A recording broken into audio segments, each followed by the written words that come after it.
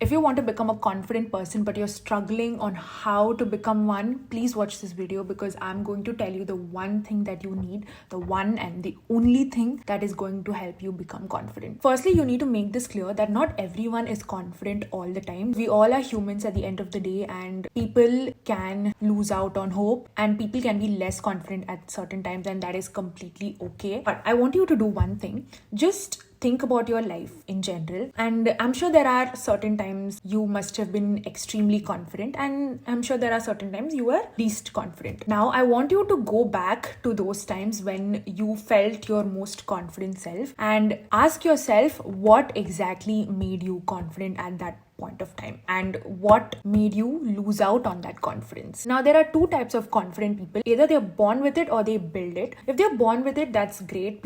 I see a lot of confident people who don't know shit, but they still somehow make their way through things just because they know how to speak. And there are other people who have built confidence over the years. Now you need to focus on the people who have built their confidence. Now you might think, how do people build it? Is it easy? Is it going to be a long process? Will it be possible for me to do it? Am I worthy enough to build it on my own? What if I tell you that the answer is pretty simple? You become confident when you do the things that you say you are going to do and you don't back out on yourself. It's as simple as that. See, socializing is different and being confident in yourself is different. There can be people who are extremely confident in themselves, but when it comes to social gathering, they might be anxious, and that is a completely different thing. Being confident in yourself is when you say you are going to do a particular task and you believe that you will do it. That is what is confidence. But when you keep procrastinating, when you keep delaying things, when you keep backing out on yourself,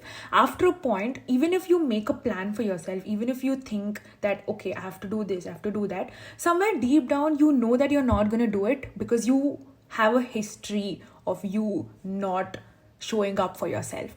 So even if today you are so determined to do something, no matter how determined you are, somewhere deep down, you know that there are high chances you might not follow that plan because that's what you've been doing all these years. So I'll give you a little backstory of mine. So back in school, I used to be this nerd who used to study every day, who used to love studying, doing assignments, and I used to be one of the toppers in the class, and I scored 10 CGPA. 12th grade, I scored 86%.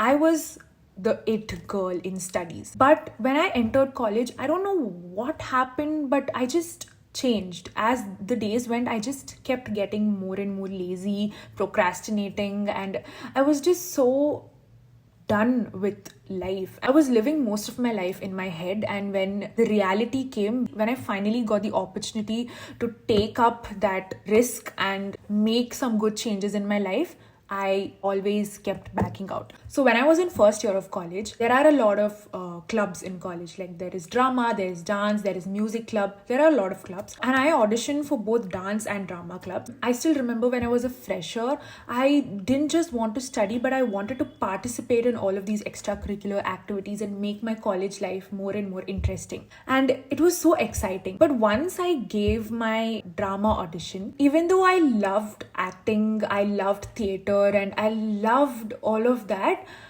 when I was on my way back home, I prayed that I shouldn't get it because I realized that once you get selected in drama clubs, you have to stay back after college, you have to rehearse day and night, and all of these extra things will be added in my life. And I was so scared of leaving my comfort zone. I was so used to leaving college at 4, 5 and reaching home and just being in my cute little comfort spot that I prayed that I shouldn't get the opportunity. And it's so stupid. And the same thing happened with my dance auditions. I gave my dance auditions and I was so excited to perform. But once I got selected, I again got to know there was a fest happening in my college and we were required to stay back in college and rehearse and all of that.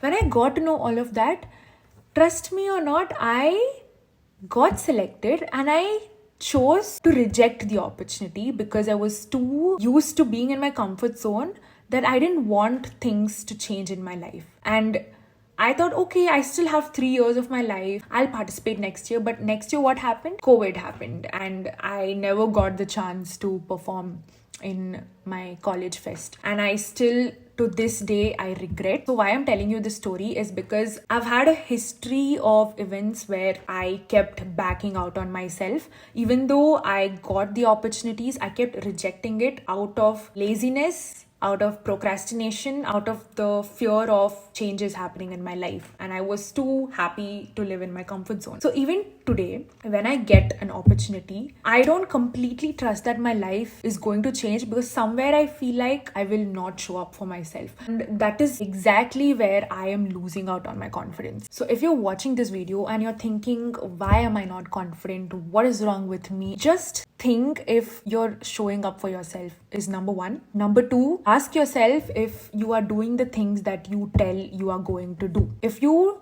do that 100%, half of your problem is solved right there. And that's the reason I stopped planning a lot, as in I have to do this, I have to do that, because planning is kind of gives the dopamine to your brain that you've already done the work. And once you actually have to do the work, your brain starts feeling lethargic because it thinks that you've already completed the work. And I started focusing more on executing the tasks rather than sitting and just thinking about I have to do this, I have to do that. So this is the only way you can become confident in yourself, confident about the fact that I can do this, I can do that, I am capable, I am worthy. This can apply in your work life as well. So there are a lot of other aspects in confidence, and I'm definitely not talking about socializing or speaking up to others or any of that. This video focuses more on how do you believe in yourself and how do you be confident in yourself and confident in the fact that you can do it. So that was the small lesson that I learned recently, and I just wanted to share it with you. So I hope you liked this video. This is something that I just wanted to share it with you guys. And if you did like this video, do like, share and subscribe to my YouTube channel, and stay tuned for more.